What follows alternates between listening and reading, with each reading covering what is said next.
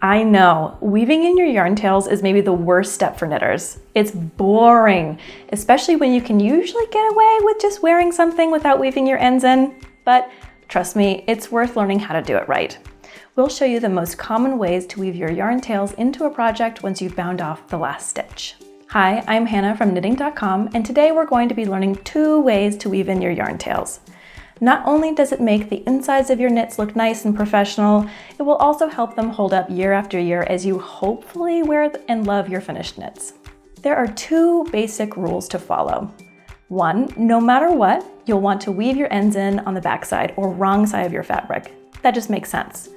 Number 2, the best way to weave your ends in is also the most invisible way. So finding a way that looks good and also disappears into your knits at the end is always the best technique.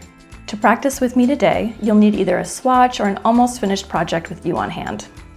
You're also going to want a darning needle or a yarn needle with an eye large enough for your yarn to go through it, and also some scissors or small snips. If you're ready, let's get started.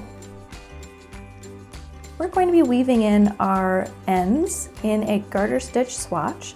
In this case, I've already woven in my swatch yarn tails. I'm going to show you how to do the same method using another piece of yarn for contrast. In your case, it'll be attached to your knit still. There'll always be at least 2, one where you started and one where you ended a ball of yarn. Some projects might have more, but you'll always have at least 2. All right, so the first step with garter stitch is I'm going to find just a nice opening to start in. I'll choose probably right here between some stitches. You're going to want to start it as close to where your yarn tail ends or comes out as possible, which is usually towards the edge of your project. So now that I've got it through an opening, I'm not piercing through any yarn, I'm just going through an opening that's existing in the fabric. I'm going to use my needle and I'm going to trace the path of this yarn by snaking it up and around over and over again, almost like a figure 8.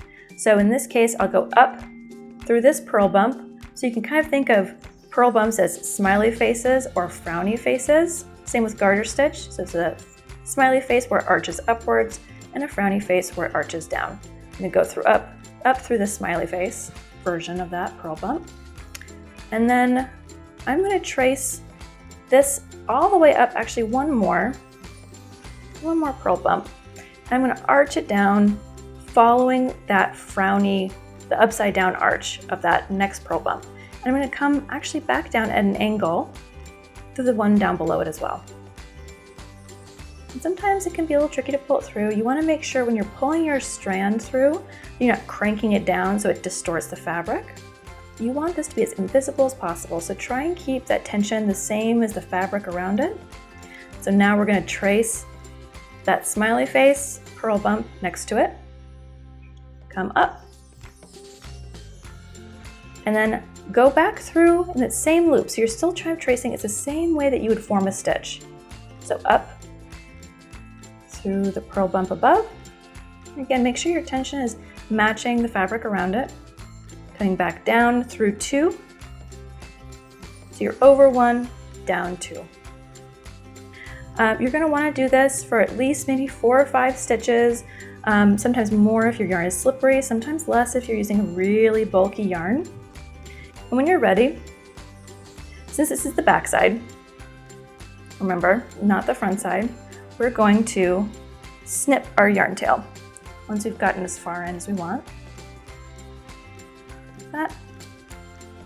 And that's how you weave your yarn ends in.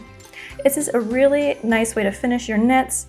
You could just leave your yarn tails flapping in the breeze. I wouldn't recommend it. They do tend to get caught on things, and it just means everything lasts a lot longer if you're weaving your yarns in.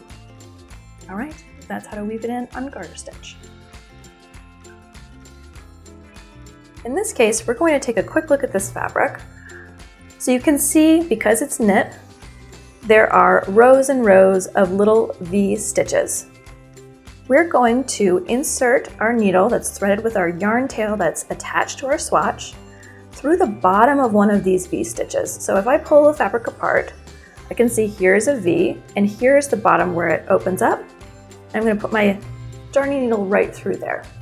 And then I'm going to pull my yarn through, and you're going to want to pull it through as much as you need to in order to have no extra on the back. So you don't want to have a big loop hanging off the back. The whole point is to tuck all of your yarn in nice and tightly. So I've pulled that through. The next step is to trace that leg of the V up. So you can see, here's your V stitch, here's the leg. And you can see that yarn kind of threads itself behind the stitch above.